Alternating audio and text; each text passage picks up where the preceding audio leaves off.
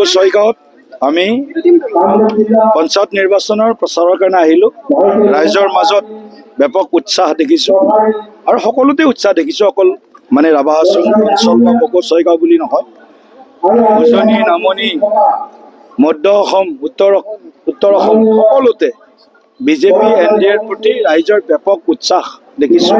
আৰু পঞ্চায়ত নিৰ্বাচনত গ্ৰামাঞ্চলৰ সৰ্বাংগীন বিকাশৰ বাবে আমাৰ যিটো উন্নয়নৰ যিটো অবিৰত যাত্ৰা আৰম্ভ হৈছে প্ৰধানমন্ত্ৰী নৰেন্দ্ৰ মোদী ডাঙৰীয়াৰ নেতৃত্বত আৰু মুখ্যমন্ত্ৰী ডক্টৰ হিমন্ত বিশ্ব শৰ্মা ডাঙৰীয়াৰ নেতৃত্বত এই যাত্ৰাটোক আৰু শক্তিশালী কৰিবৰ কাৰণে গাঁৱৰ ৰাইজে স্বতঃস্ফূৰ্তভাৱে 7 তাৰিখে অনুষ্ঠিত হ'ব লগা পঞ্চায়ত নিৰ্বাচনত তেওঁলোকে NDA সমৰ্থন কৰিব বুলি আমাৰ বিশ্বাস হৈছে।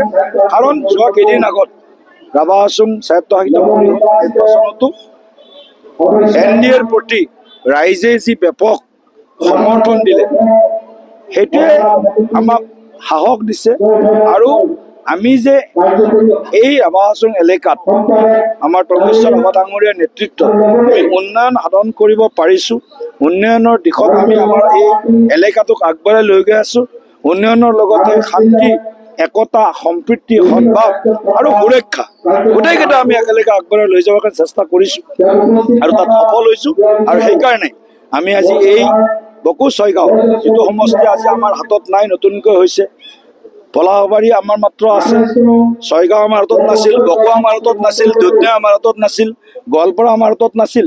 আটাইকেইটা সমষ্টি 26ত যাতে আমি আমাৰ হাতলৈ আনিব পাৰোঁ, NDAৰ পক্ষলৈ আনিব পাৰোঁ, তাৰ কাৰণে এই পঞ্চায়ত নিৰ্বাচনত আমি সৰ্বশক্তিৰে পাৰ্লিয়ামেণ্টত যিমান শক্তি প্ৰয়োগ কৰিছিলোঁ পঞ্চায়ততো সমশক্তিৰে আমি এই নিৰ্বাচনত আমি অৱতীৰ্ণ হৈছোঁ। আৰু আমি আশাবাদী নিৰ্বাচনত ভাৰতীয় জনতা পাৰ্টি ND মিত্ৰজোঁটে অভূতপূৰ্ব ফলাফল লাভ কৰিব ৰাইজৰ আশীৰ্বাদত।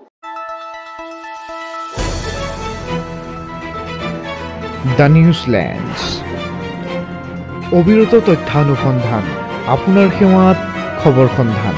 দ্য নিউজলেণ্ড।